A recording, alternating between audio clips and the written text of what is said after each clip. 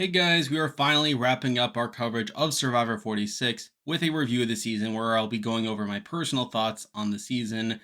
Now, for the most part, I feel like the season was fine for the new era, where there were plenty of solid characters and interesting things to happen throughout the season, though I also feel like it's a pretty inconsistent season where it has a pretty slow pre-merge, and while it does pick up in the post-merge, I feel like it only highlights the issue that I have with the new era, but we'll get to that soon enough. But as usual with my reviews, I'll be dividing them into four sections, talking about the cast, the production decisions, the editing, and the gameplay. So let's get right into it. So starting off with the cast, I did find this cast here pretty likable for the most part, and there were some pretty interesting players within that, though at the same time, there were some not so great players, obviously, and I guess I can get straight into talking about each player in their boot order. So first up, we had the first boot in Jelinski, and Jelinski was a fun character. He was definitely a fun first boot for the season, and while I didn't have high hopes for him coming into the season, I still kind of felt bad for him, where I could very much tell that he was trying to play the game in a super fan style way, considering he is a fan of Big Brother, and you could clearly tell that he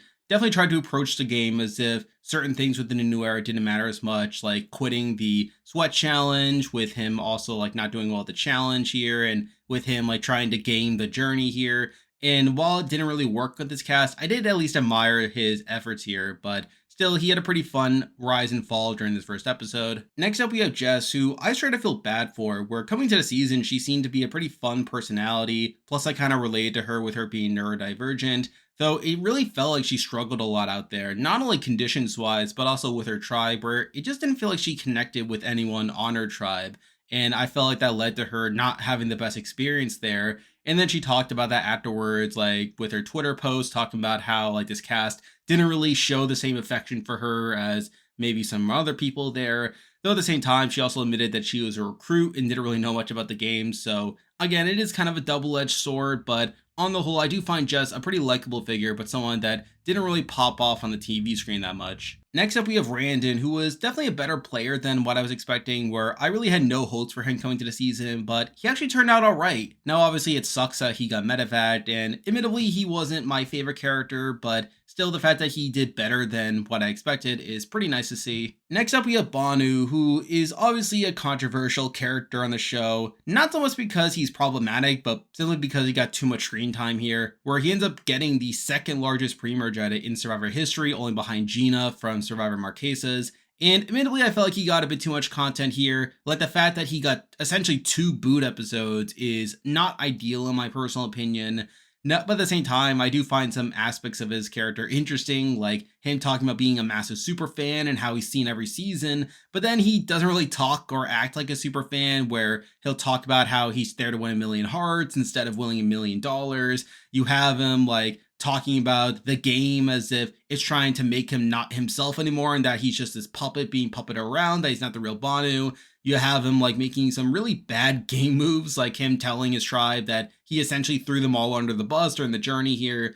And again, I feel like those things are pretty interesting character wise, but I still feel like he got a bit too much screen time, though, considering how like the season played out. I can kind of see why they gave him as much screen time as he did, but still not ideal. Next up, we have Jem, who had a fun rise and fall during the season here, where she got this pretty blatant winner's quote in episode 1, talking about how she's the sole survivor, but then she has this pretty dramatic downfall where she overplays her hand, where she tries to like find a beware advantage, but then try to blame it on Tim, and I found that pretty funny, but beyond that, it felt like a pretty like one-off thing, nothing too special there. Next up, we have Mariah, and Mariah was there. I mean, she didn't really do much for me. Now, I will say her confessional in episode 1, where she talks about how she's there to make friends, was kind of weird and foreboding, but beyond that, she didn't really do much for me. She had her whole like thing in that one episode about her like not jumping, which felt very strange as well.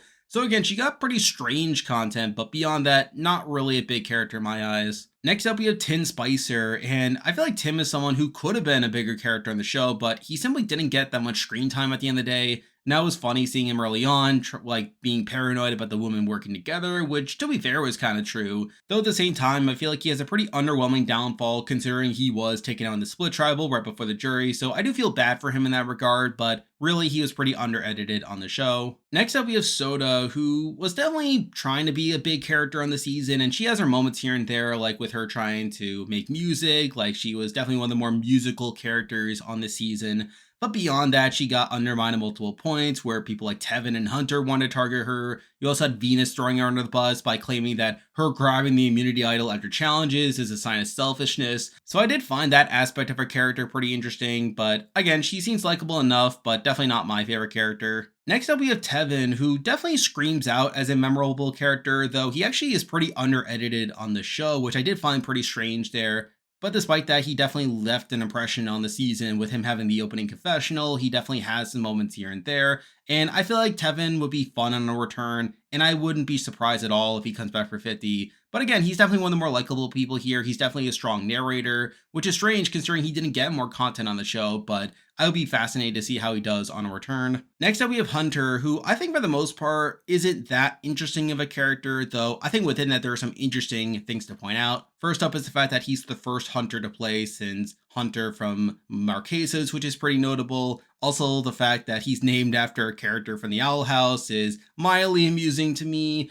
And the fact that he has his whole Andy Griffith alliance with Tevin that doesn't really go anywhere, but I thought that was kind of strange. You have him essentially being like one of the bigger super fans on the board, and I feel like he approached the game in a somewhat strategic light, not only with him like trying to find a way to not play the idol during his boot round, but also with him like practicing challenges at home and him even running survivor games back home, which is pretty interesting. And just seeing him like essentially trying to be like the perfect survivor player was pretty fun. But really outside of that, he's not the biggest character in the world, but still he was interesting while he was there. Next up, we have Tiffany, who I found to be mostly sympathetic on the show, where she definitely had some pretty strong moments, like in episode 2, where she was worried that her reaction to losing the challenge would be perceived negatively. And I feel like she's a somewhat interesting player and someone who I would be interested to see play again. Though beyond that, I feel like she's not the biggest character on the season in my eyes. Next up, we have Venus, who is another pretty controversial figure on the show and someone who is definitely prone to having some Twitter rants here. And I feel like for the most part, I'm kind of conflicted on Venus here, where there were points where I found her bluntness to be pretty funny, like the fact that she would call out Maria for being egotistical when all Maria was trying to do was give her some advice.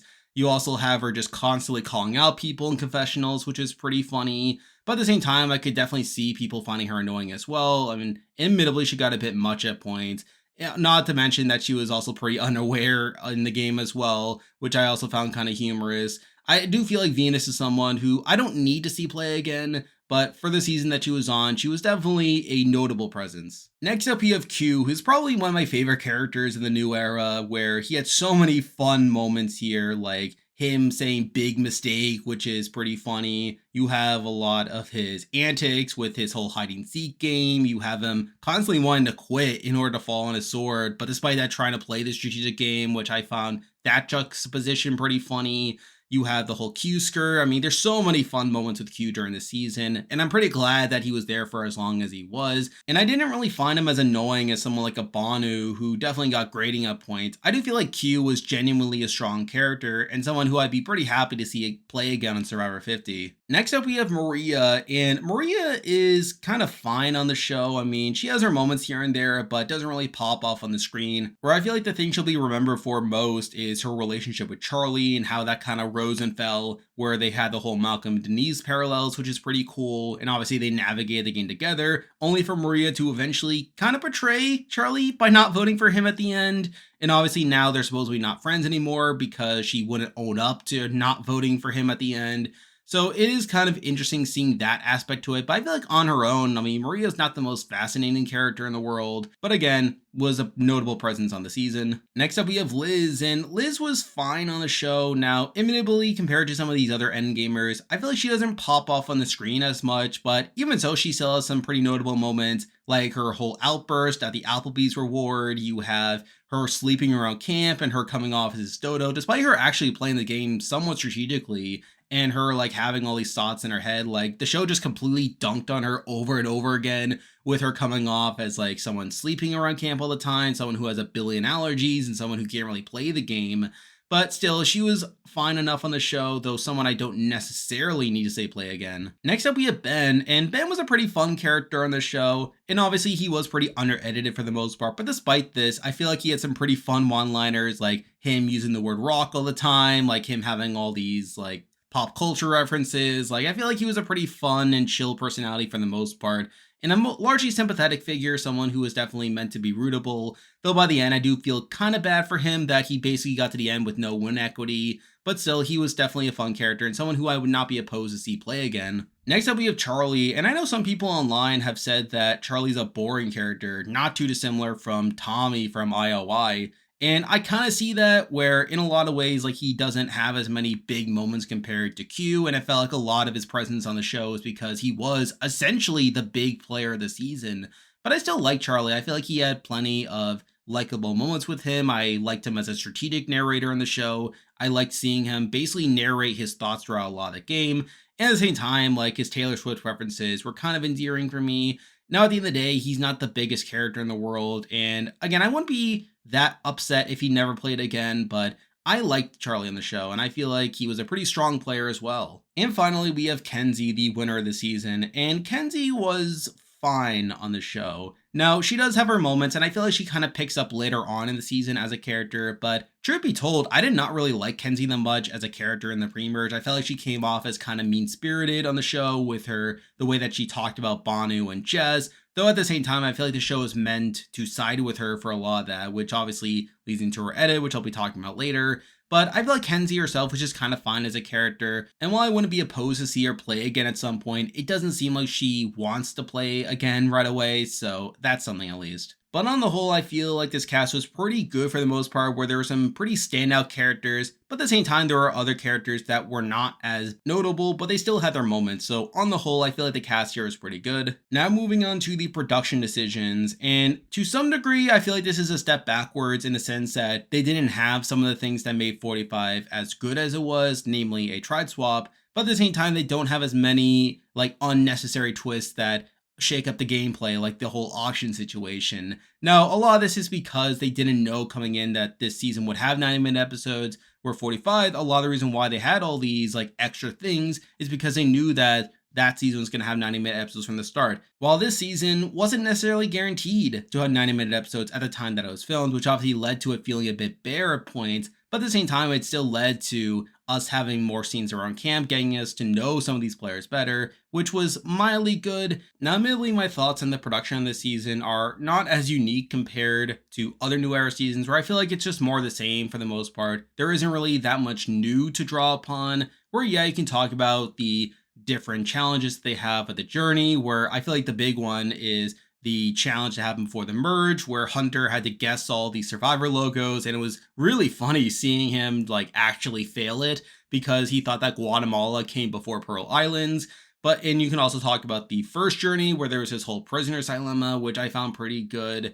Now, beyond that, you have the whole Beware advantage, which didn't feel as intrusive as other seasons, where it felt somewhat reasonable for the actual players involved to actually get the idol once they found it, which I feel like was largely a lesson learned from 45, which had the whole wax situation on Lulu to where they couldn't melt the wax because they didn't get any fire, to where Sabaya had to literally throw her wax into the fire and actually get the idol.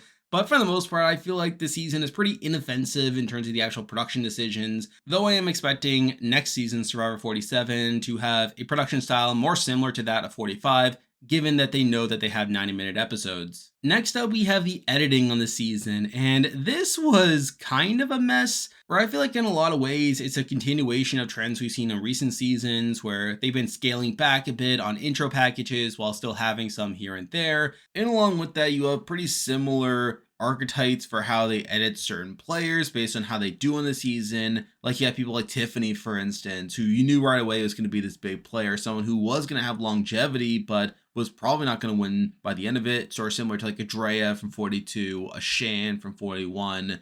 You also have Charlie, who was essentially a decoy winner for a lot of it, where he was pretty much a narrator of the season, and a lot of it felt pretty overexposed, or by the end, I was pretty certain he was going to come up short by the end of it, though for him to actually make it to the end and still lose was also pretty interesting there. Though at the same time, there were also some surprises along the way, like Q making as far as he did, where early on the season, I thought he was going to be like an early merge boot, but then after he blew up his game and started getting all this content about him being this big villain, I did think that it was probably going to last a couple of episodes before he gets taken out around like Final 9 or Final 8, but instead he actually makes it to the Final 6, which I find pretty interesting there. You also have people like Liz and Venus, who I did think were going to be like these losing finalists, people that get 0 votes at the end. But no, neither of them get to the end, where Venus gets taken out of Final 7, Liz gets taken out of Final 4 in a spot where she was actually seen as a jury threat.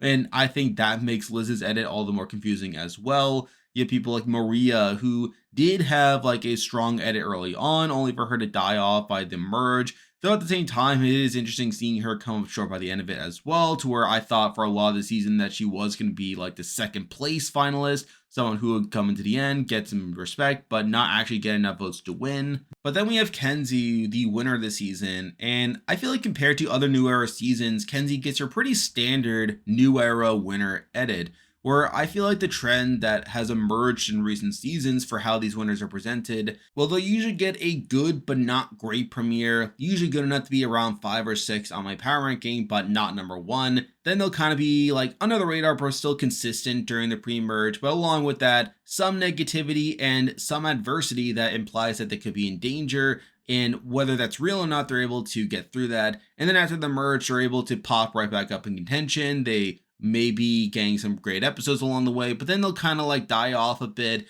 around like the final 8 or final 9 rounds, to where you start to doubt it. But then by the very end, you start to really see that they are actually the winner by the end of it.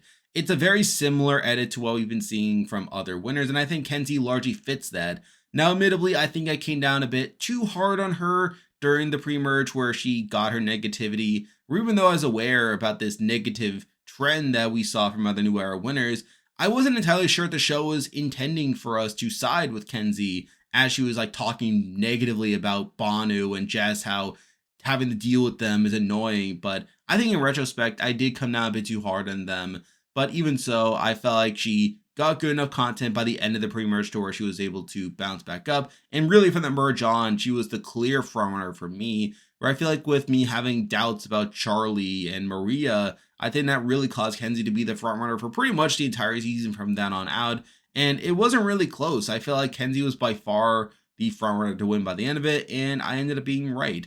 And I feel like with the parallels that we're seeing to other New Era winners, like, again, good enough premiere to where this is now the 3rd season in a row to where the winner was around like the 5 to 6 spot after the premiere. And then after that, they get some negativity, but not really enough to knock them out. So people like D and Jam Jam come to mind. Even Gabler had some negativity in the pre-merge that he was able to rectify. Marianne was also shown to be in danger. Erica was also shown to be in danger. And then the post-merge was pretty strong for Kenzie, where I felt she had a very strong merge episode that caused her to spike up to be in top contention once again. Though again, she does kind of die off a bit around the final 9, final 8 rounds, pretty similar to D. But then by the very end, she was able to spike back up to be the very clear frontrunner by the end of it.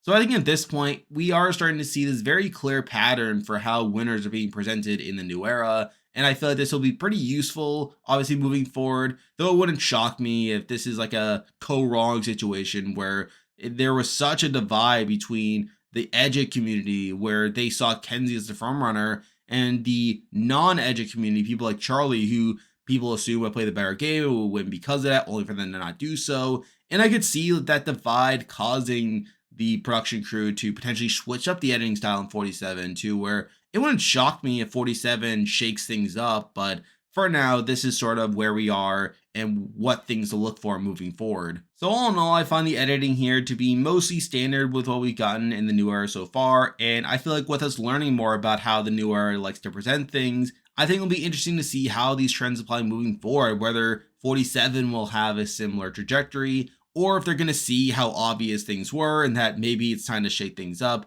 But for now, I feel like the editing on the season is what you would normally expect. And finally, we have the gameplay on the season, and I feel like the gameplay on the season was mostly good, where I think a major pro for the gameplay on the season is that there wasn't really a dominant alliance that controlled things after the merge, where really it was essentially just Charlie and Maria as his like dominant duo, but beyond that there were all these different factions that kind of worked together at various points during the post-merge, with even the majority alliance that got down to the final 4 not even being made that explicit on the show. And this definitely felt like a departure from the last 2 seasons, where it very much felt like there was this dominant alliance that was built along tribal lines that was able to dominate the post-merge before fracturing on each other at the very end. Where in 44, we had the Tiga 3 getting all the way down to the final 4 together, which in turn made for a pretty boring post-merge. Then we have 45, which admittedly was a bit more exciting, but even then, he still had the Reba 4, getting all the way down to the final 6 before fracturing. And yes, while there were some side actions like the bellows fracturing and people like Emily like being a tag along, I still feel like that season was mostly straightforward in how the game was presented. Whereas I feel like this season like did not really have that, where I feel like the gameplay was a lot more fluid on the season, which I feel like was very welcome. But at the same time, it also feels like these players like were a bit more open to caring about things that I don't really value much in the game, like things like needing the money more or people like actively like hating each other. To where this cast doesn't really like each other the same way that other new era casts do. And I feel like we are seeing things play out that we haven't really seen in a while in Survivor, to where there are definitely comparisons to be made to like the middle school era of the show or the even the old era of the show, which admittedly I'm not a huge fan of, but it definitely made the season feel different from the other New Era seasons we've gotten so far. Now, as I alluded to earlier in this video, I think this season still has the same fundamental issue that the New Era has, in that the 3-tribe format is very stale, where even though the post-merge ends up being pretty good by the end of it, I feel like the pre-merge is mostly stale. No, some of that is due to Yanu going to a lot of tribals, which obviously made the actual rounds there pretty stagnant, especially after that first round. But I still felt like it led to this pre-merge being pretty rough to get through, where I feel like the Jess and Banu votes were very straightforward. The fact that we had to sit through 2 boot episodes for Banu is also not great, though again, they couldn't really do much around that. Though I will say that after the Banu goes, the gameplay does open up a bit, where Siga does go to tribal, and that gem round is pretty fun. And obviously from the post-merge on, there are plenty of fun rounds along the way, like the +1 alliance turning on each other so early. You have the Soda blindside, the Tevin blindside, the Hunter blindside all back to back. Even the Tiffany blindside is pretty fun as well. You also have this trend of 5 people being voted out with idols in their pocket, which is also pretty funny, a record for the show. And I'm actually making a video about ranking every player voted out with an idol in their pocket, so you can look forward to that soon. But I still feel like there were plenty of fun rounds, plenty of fun blindsides over the course of the season, and it definitely led to a pretty fun post-merge, even though I feel like the pre-merge itself was pretty bad. And I guess with that, I can talk about my thoughts on the winner in Kenzie. And I already talked about her game in my player ranking, but I do feel like Kenzie, compared to the last few winners, is definitely a step down, where I feel like she's definitely more in line with the Marianne and the Gabler types, someone who was not really driving the action for a lot of it, someone that actively never let a move on the season, where the only time she did want to leave a move was to take out Tiffany, but even then she gets beat to the punch during the actual round, and she's not even included on the eventual Tiffany plan, which is obviously pretty bad. And I feel like Charlie outplayed her on multiple opportunities. I would have voted for Charlie had I been on the jury. And I know moving forward, the discussion on Charlie versus Kenzie will be like this dichotomy between social and strategic. Except I don't even think Kenzie's social game was that great, where, yeah, we see on the show that she builds all these great bonds with people during the season. We see during a lot of the episodes that she is bonding with a lot of the boots before they get voted out. And we also have that bond with Ben that gets hammered in over the course of the season.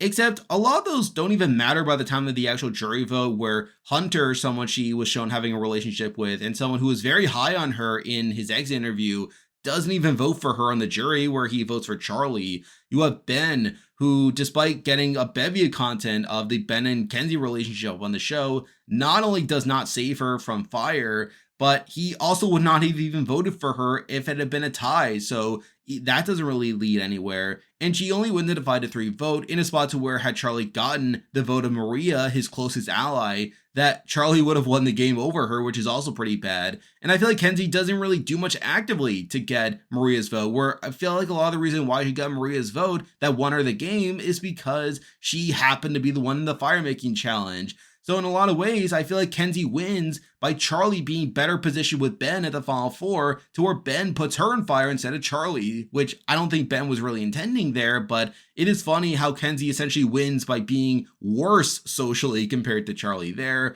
And also the fact that she probably needed the money more, considering she's a business owner, and people really resonate with that on the jury. So again, I'm not a big fan of Kenzie's game. I feel like the more that I think about it and seeing just how she won, I am very underwhelmed by the way that she actually won the game. But again, I still feel like she's a good enough player, actually, to where if she were to come back, I feel like she would have some potential there. Though it doesn't seem like she wants to come back for the time being, so who knows. But I don't think she's the worst player in the world, but I feel like her winning game is not particularly great. So on the whole, I find Survivor 46 to be a pretty interesting season, definitely one that feels unique in some ways to the other New Era seasons in terms of the characters and some of the moments on the show. Though at the same time, there are definitely remnants of other New Era seasons that were reflected in the way the show is edited and reflected in the way that the game played out, at least in the pre-merge. Though I feel like by the end, it does pick up to where this ends up being a somewhat fine season by the end of it. But there we go, that'll do it for this week's video. If you like this content, be sure to like and subscribe, it really helps out with the channel. Now, as we get into the off season, I plan to make general Survivor videos as well as other stuff, so you can forward to that. I'm on Patreon and have a YouTube membership, so if you want to consider supporting the channel, you can do so by clicking the link in the description, and you can also join the Discord server by also clicking the link in the description. There's a lot of stuff coming your way, but for now, that is the video. See ya.